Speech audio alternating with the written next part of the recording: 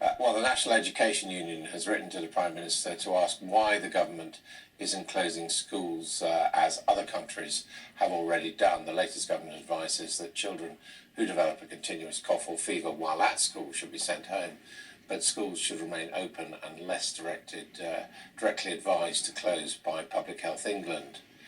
Well, for more on this, I'm joined by the General Secretary of the Association of School and College Leaders, Geoff Barton, and Layla Moran, the Liberal Democrat MP for Oxford West and Abingdon, the party's education spokesperson. Thank you very much indeed for joining us. Layla Moran, is it right that our schools are still open? Well, looking at the modelling that was released yesterday, it does seem like it's almost going to become an inevitability, but it makes it very clear in those models that there are other consequences to closing schools. While on the one hand we worry about the students who are about to take their exams. Will schools have the resourcing to be able to do online teaching? What about the vulnerable students who rely on schools for free school meals and so forth? But the other impact is on NHS workers who rely on schools to be able to look after those children. In my view, I think we've now come to the point where we all accept we'd rather be safe than sorry, and I would certainly support closing schools and universities so long as we have taken time to plan and made sure that those institutions have ways of continuing to deliver the curriculum and not negatively impact the lives of those children and their families. I mean, Mr. Barton, it's a bit like the plight in which restaurants and pubs find themselves, in as much as a lot of people are voting with their feet in schools. I mean, for example, my daughter works in an inner London comprehensive. She says 20 teachers are not working and some parents are already withdrawing their children. So would a firmer line from the government be helpful? I think it's at the moment when we have to say that business as usual is not looking sustainable, if I'm honest. I've had a message, just a few minutes ago from somebody running a large school in Yorkshire. He's got 17 staff off today. Someone running a primary school got 7 staff who are pregnant, who are going to stay at home.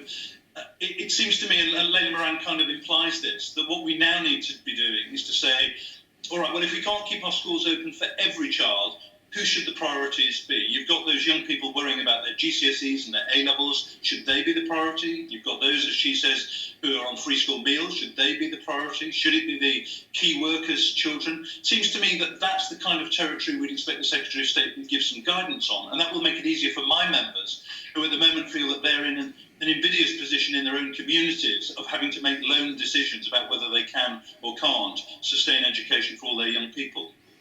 I mean, Layla Moran, what is the answer in this education area of exams? Because we are being told by the government that quite possibly when schools close for Easter, reading through, they may not reopen, and that takes us right into the exam period. What can be done? It does, and in fact I've had letters from students worrying about this. The main concern that they have is that it won't be a level playing field for them compared to others elsewhere in the country. And I think what students want is that certainty to know, are A-levels going to go ahead or not, particularly A-levels, because they of course have the impact on university entrance, and what's the interplay between those two things going to be. I welcome that the government has said and Ofsted have said that they are not going to be doing inspections during this period, although I'd like the certainty of knowing it won't be at any point during this period, not week by week. I do think we also need to get rid of unnecessary exams, things like SATs. Year 6 SATs being taken at a time like this just seems absolutely nonsensical. We need to be having our teachers focusing on those difficulties that they're about to face. And a lot of the curriculum can be delivered online, but we also need to make sure that those students who, for example, don't have workspaces at home, and there's a significant proportion of students who that could apply to, are supported, and that schools are given the money to buy in what can be quite expensive online teaching resources. So I think there is a package that can be put together. I'll be looking to the Secretary of State to clarify that today. And I think we need to now start preparing for this, whether it's a matter of days or a week or two. That's not a lot of time to completely rejig your curriculum to be able to make sure that all children get the best possible future. And that's what we're looking at here. If we don't get this right, then we are looking at the futures of these young people being stymied potentially for a year or two. And we don't want that. We want to make sure that they get back on track as quickly as possible. Thank you both very much indeed for joining us.